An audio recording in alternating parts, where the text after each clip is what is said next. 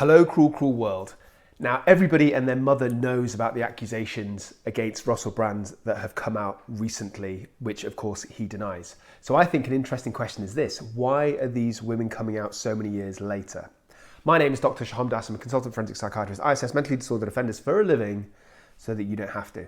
Now, I just want to be careful about the tone of this question, because I think if you ask it in a certain way, like why are these women coming out now, then that implies that they're making it up and that they shouldn't be believed. That's absolutely not what I'm talking about here. Please don't cancel me. I mean, actually, literally, what are the logical, kind of psychological reasons that it takes a while for a lot of people to come out?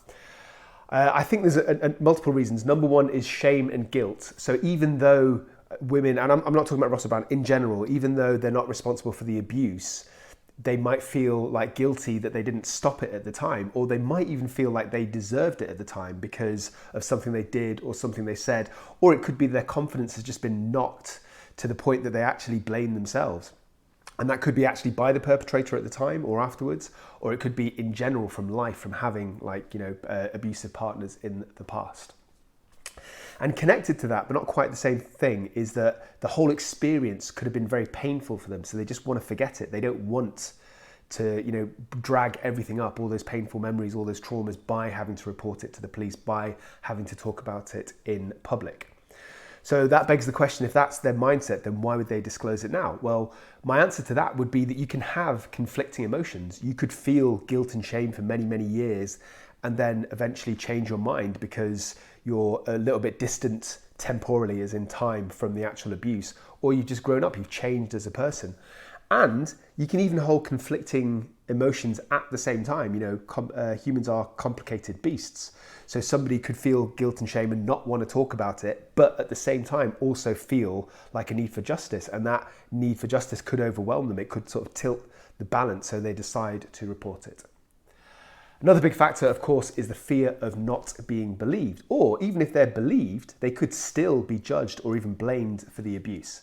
And I think that's particularly common if the abuser is somebody who's well respected in the community, or, for example, is a well-liked celebrity. So Jimmy Savile is a really obvious example. If you're interested in him, I've got loads of videos on this channel about him and my psychoanalysis of him. But anyway, so Jimmy Savile was seen as a charitable figure. He was a hero. He was even seen as a British institution. All the while, obviously, he was a monster behind closed doors. But my point is that you can see why an individual, particularly if they were young at the time, would be scared of coming out against somebody like that, especially if the victim is a child or was a child at the time. Then on top of all of those things, they could know that they will be believed by other people, by their family, their friends, but they still might be afraid of the legal process.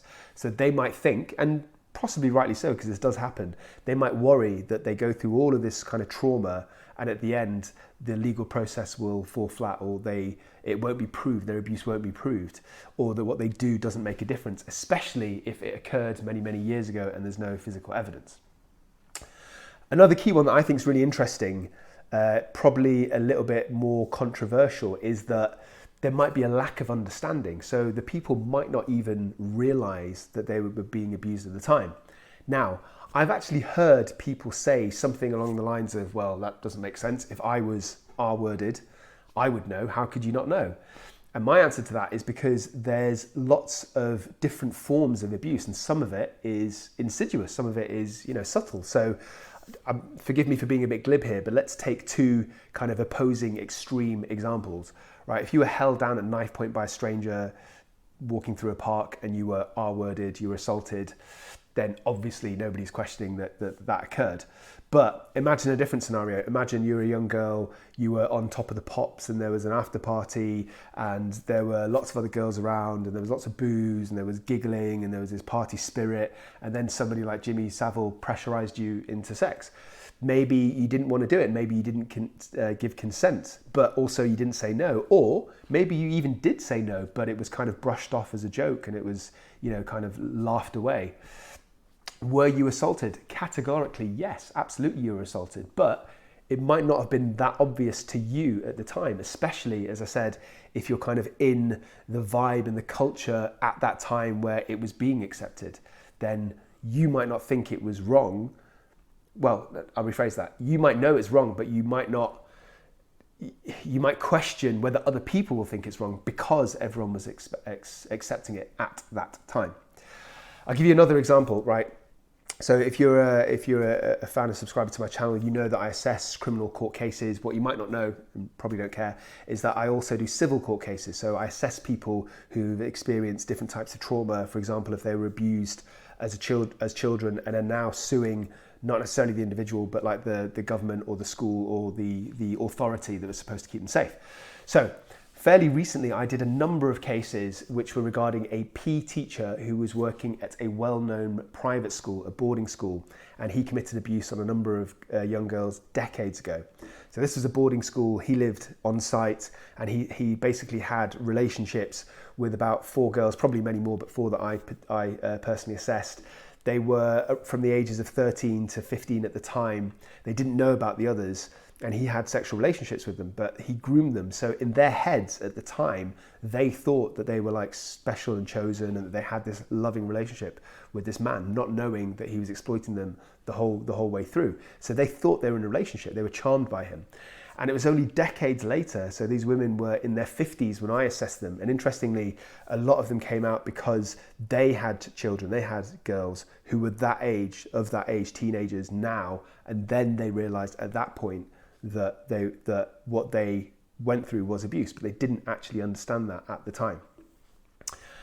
And finally, I think another factor of why some women come out decades afterwards, I say women, obviously it can happen to men, but the vast majority of the cases, it is women, after the abuse has occurred, is simply the snowball effect. So I think we're seeing that with Russell Brand, aren't we? More people are coming out.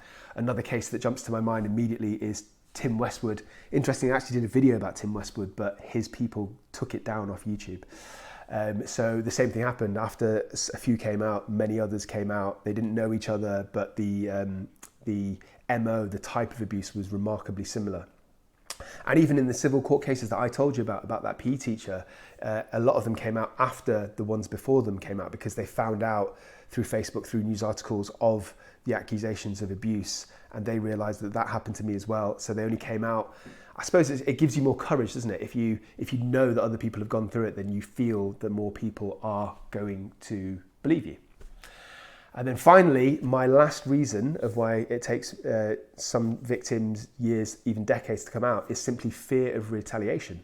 So if your abuser is somebody in the local community and is still in the local community, they might be somebody who is well respected, maybe even feared, maybe even loved. I know it's a weird thing to say, but your abuser could be somebody that's, even a member of your family that is quite popular, and you know that by disclosing what happened, you're going to cause waves, you're going to cause turmoil within those relationships.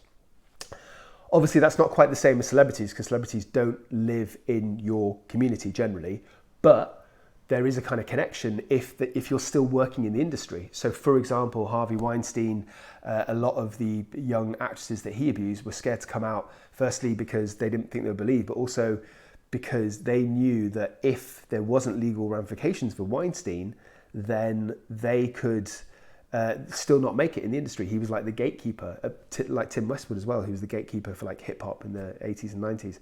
So Harvey Weinstein, if they made allegations against him, he might block them from trying to pursue their dreams as being an actress.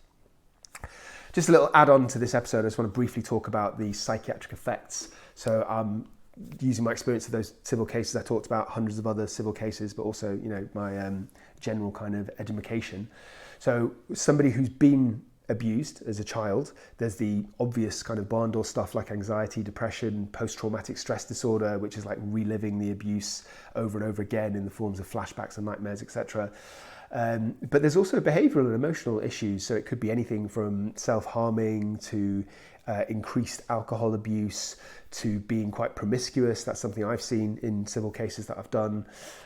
Hating oneself, self-loathing, and even committing abuse yourself because you're abused as a child, because you get confused about the kind of boundaries. So anyway, that's in a nutshell what I have to say about this case, and hopefully some sort of explanation about the victims and the delay. I'm interested to see what you think, my schmike guys and girls, about Russell Brand. Do you think that it's fair to judge him now? Like, I guess what I'm saying is, do you think there's smoke without fire and there's so many women that there has to be something going on there? Or do you think that everyone should be considered innocent until proven guilty. Genuinely interested to know what you think. Let me know in the Schmoment section below. Watch the rest of my videos, buy my goddamn book, and have a blessed day.